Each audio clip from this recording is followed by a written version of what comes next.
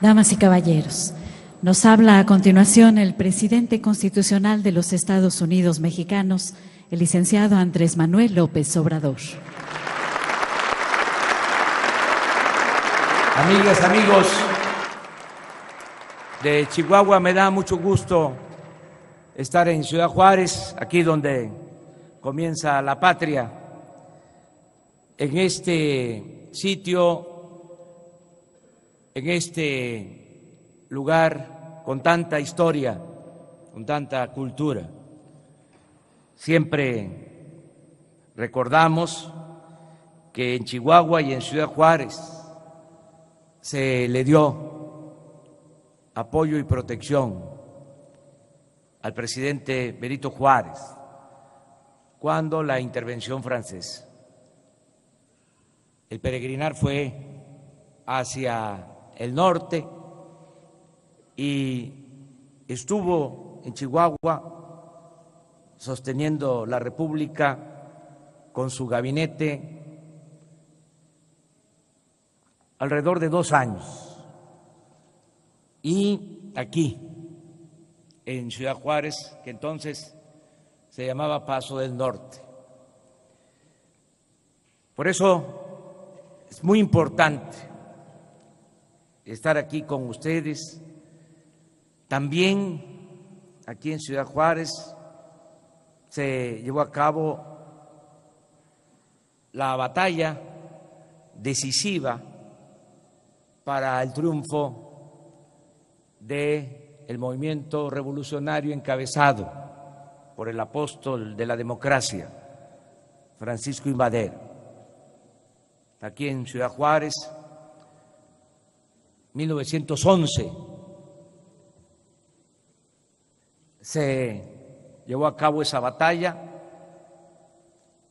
que fue la única batalla realmente importante después de que el presidente Madero convocó al pueblo a tomar las armas en contra de la dictadura porfirista. Lo hizo el 20 de noviembre de 1910 y 6 meses después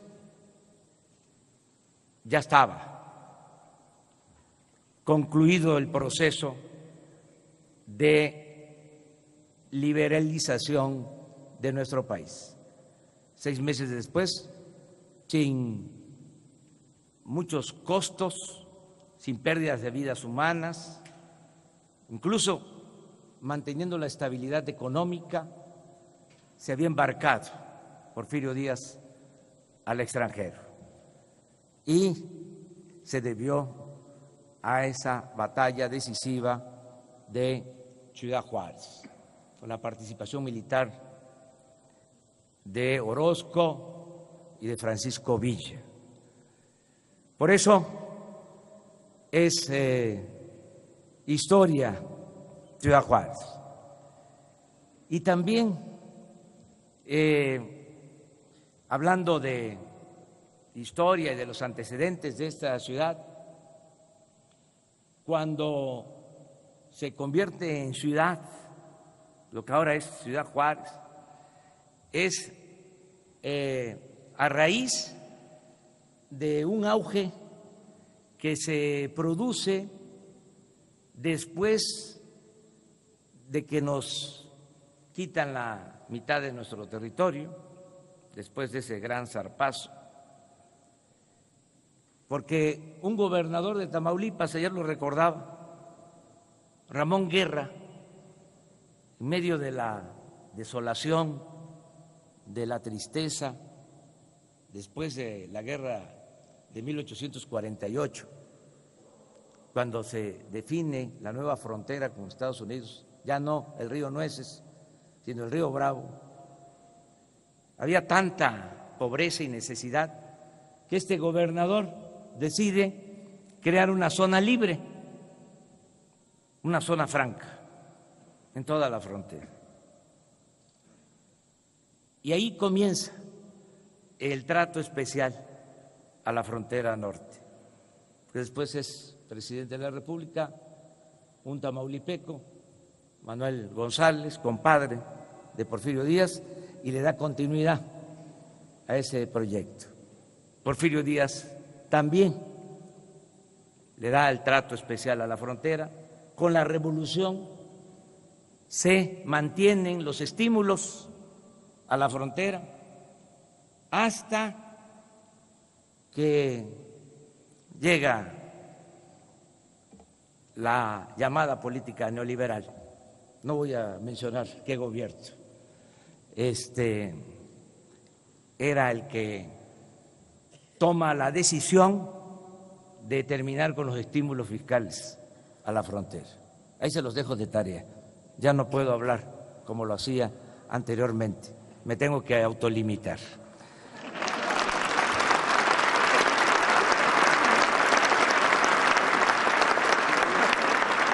Ahora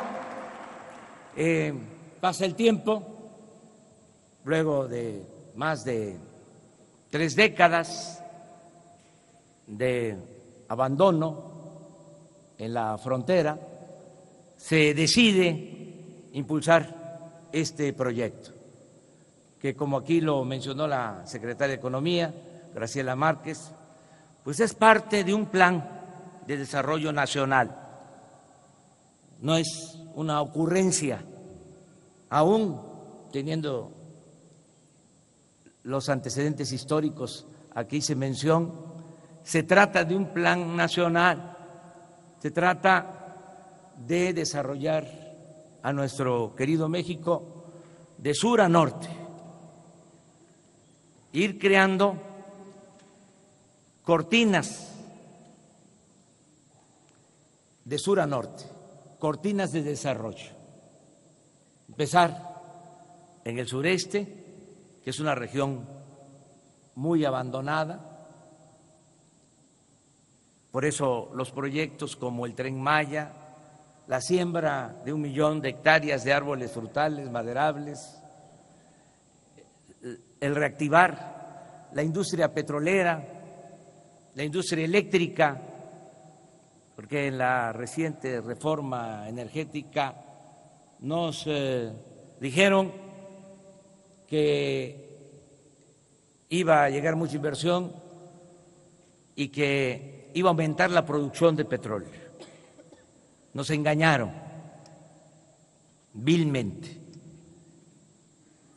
En los considerandos de las leyes que se aprobaron en el marco de la conocida reforma energética, se decía que para este tiempo íbamos a estar produciendo 3 millones de barriles diarios de petróleo. Estamos produciendo 1.750.000 y con una tendencia a la baja, algo muy preocupante. Hemos llegado al extremo de comprar petróleo crudo. Eso fue lo que significó el fracaso de la llamada reforma energética. Y ahora, pues tenemos que aumentar la producción petrolera.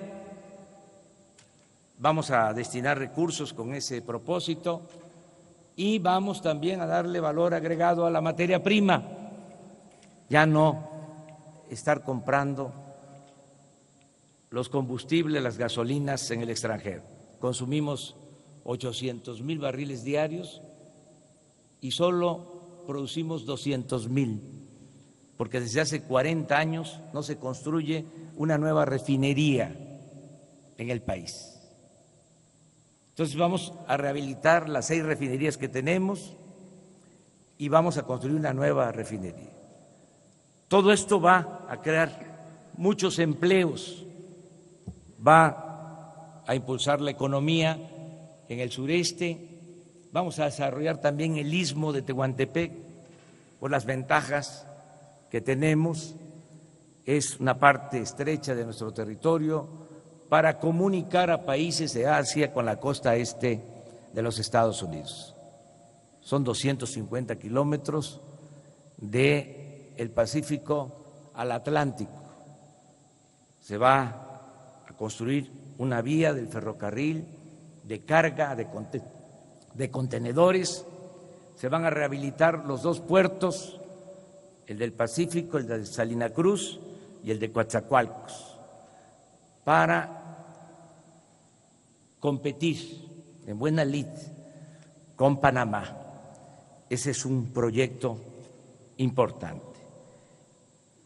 Cuando tengamos la infraestructura básica, que esperamos tenerla para 2, 3 años, ahí en esa franja también va a haber una zona libre para que se puedan instalar plantas ensambladoras y se generen empleos, con la idea de que sea una cortina para que la gente no emigre, para que el mexicano pueda trabajar, ser feliz donde nació, donde están sus familiares, sus culturas, sus costumbres.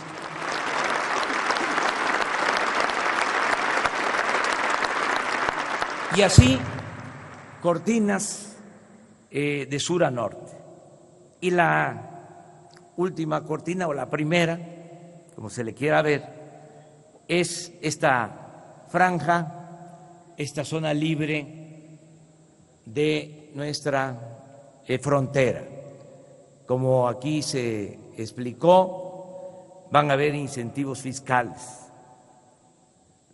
Comentaba yo ahora con el gobernador Javier Corral que poco a poco se van a ir aclarando los procedimientos. Esto es un plan perfectible, pero la esencia es lo más importante, lo fundamental. Imagínense que los empresarios paguen solo el 20% del impuesto sobre la renta. En ninguna otra región del país van a tener los empresarios un beneficio así.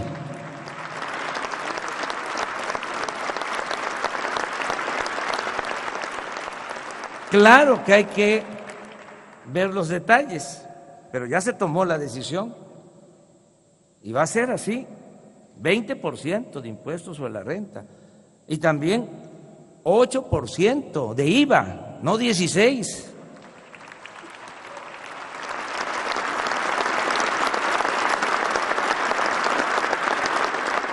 Y lo mismo, el equiparar, el homologar los costos de energéticos con lo que valen las gasolinas o lo que se paga por los combustibles en Estados Unidos. Va a costar lo mismo la gasolina, el diésel, el gas, la luz, que del otro lado de la frontera.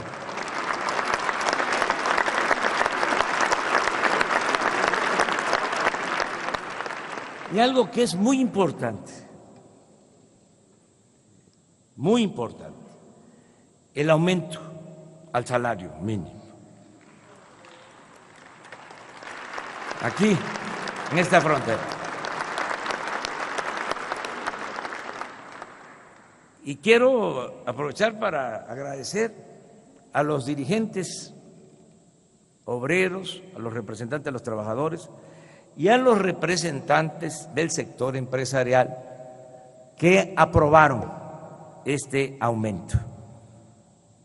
Lo subrayo porque fue un acuerdo, fue un consenso, no fue una imposición.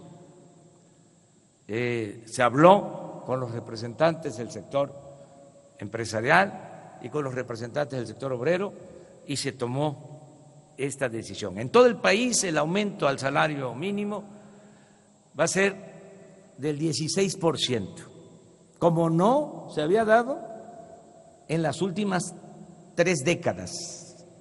En todo el periodo neoliberal nunca se había dado un aumento del 16% al salario mínimo.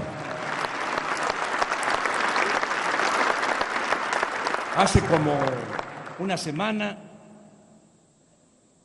nos comunicamos por teléfono con el presidente de España y me externó, me manifestó que había estado al tanto de la decisión que tomamos en México y que él había hecho lo mismo en España, que se había aumentado el salario en España.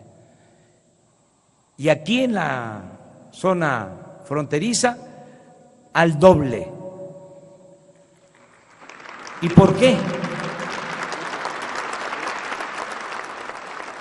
Porque no vamos a tener desequilibrios. No hace falta ser doctor en economía, con todo respeto a los economistas, para saber que no va a afectar en nada, porque al bajar los impuestos el empresario puede tener posibilidad de pagar mejor a los trabajadores. Se dice que, bueno, aquí en Ciudad Juárez no hay quien pague salario mínimo, que la mayoría de los trabajadores gana más que un salario mínimo. Eso es relativo, con todo respeto. Sí, de la frontera donde se paga mejor a los trabajadores es en Ciudad Juárez, pero no ganan mucho los trabajadores. Ayer estuvimos en Reynosa y mencionaba yo que hace 6 meses, un poco más, durante la campaña, me tocó entrevistar a unas trabajadoras de una maquila y me decía la trabajadora de que le pagaban 900 pesos a la semana y que trabajaba 4 días nada más a la semana, pero 12 horas de 7 a 7. En la semana 48 horas, 3,600 pesos mensuales. Ahora, con este nuevo salario en Reynosa, esa trabajadora pues va a ganar más.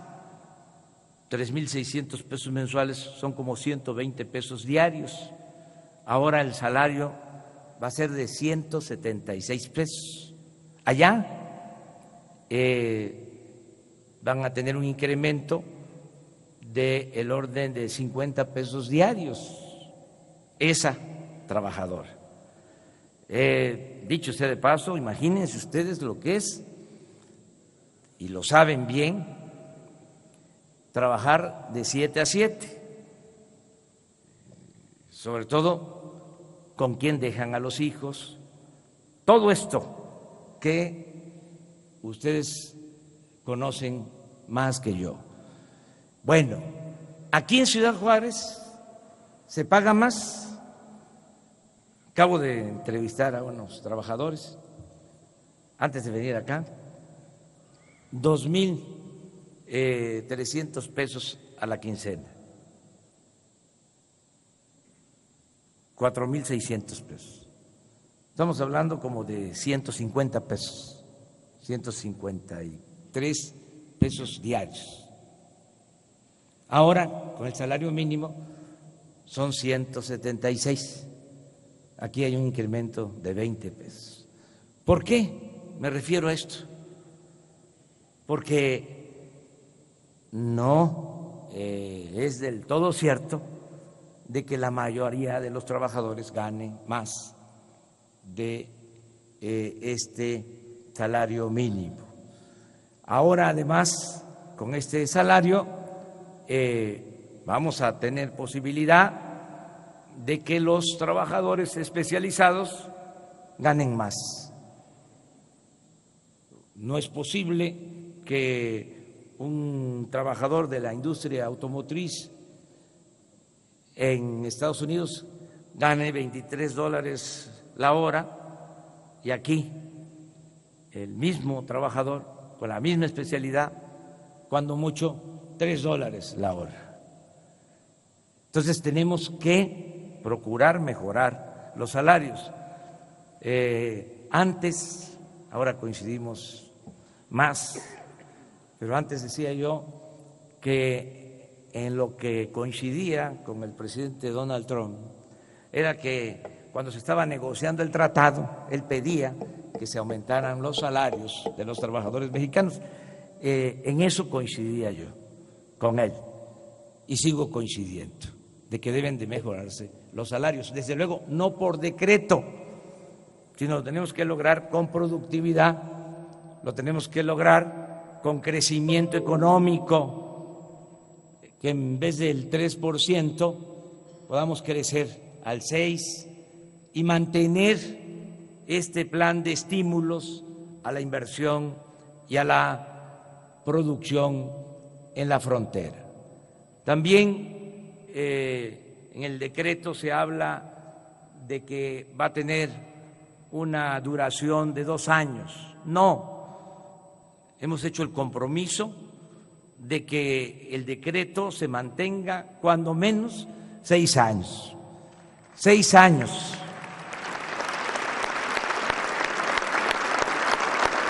Por razones técnicas que no viene al caso explicar, se decidió hacerlo por 2 años, pero el compromiso es que se mantenga cuando menos en el sexenio.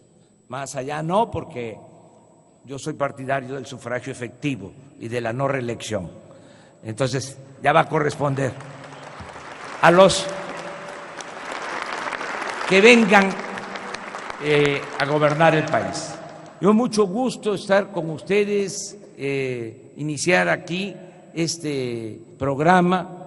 Les invito para que podamos evaluar el programa de manera conjunta, que le demos seguimiento al programa. Los que estamos aquí, hay una representación de empresarios, de ciudadanos, de trabajadores, de dirigentes sociales, muy importante, de legisladores, de autoridades, que nos volvamos a encontrar en 3 meses, si les parece, para ver cómo va el programa. Y que ya para entonces pues tengamos un diálogo circular, porque ahora nos tocó a nosotros nada más tomar la palabra. Es un monólogo, pero ya no va a ser así. Vamos a escuchar la opinión de todos para el próximo encuentro y agradecerle mucho a Javier Corral, gobernador de Chihuahua, como él lo ha expresado. Tenemos diferencias ideológicas, venimos de movimientos distintos y hasta contrapuestos, pero tenemos que trabajar en unidad, de manera coordinada, por el interés general. La patria es primero. Y así como él ha ofrecido esa colaboración, yo correspondo. Nunca va a ser vilipendiado, despreciado el gobernador legal y legítimo de este gran estado de Chihuahua. Muchas gracias, amigas y amigos. Vocero MX. Sé parte de esta cuarta transformación y sigue las noticias día con día. Comparte esta información, suscríbete y dale like. No olvides darle clic a la campanita de notificación.